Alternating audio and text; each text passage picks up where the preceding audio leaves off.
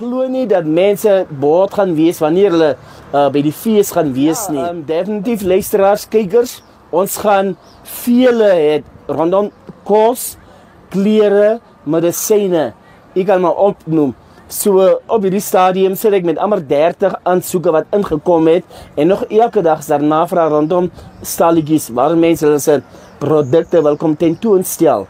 So wat nog nooit gesien het hoe 'n nummer rok gewerk word nie, hoe 'n nummer hemp gewerk word nie, dit gaan nie die geleentheid wees waar u by die nummer vir sal kom sien dat vir die vrou gaan kom sê, maar dit is hoe ek my hemp wil hê, dit is hoe ek my rok wil hê, en onmiddellik gaan daar aan dit gewerk word.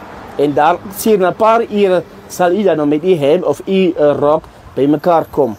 Wat beteken hierdie fees vir die entrepreneurs?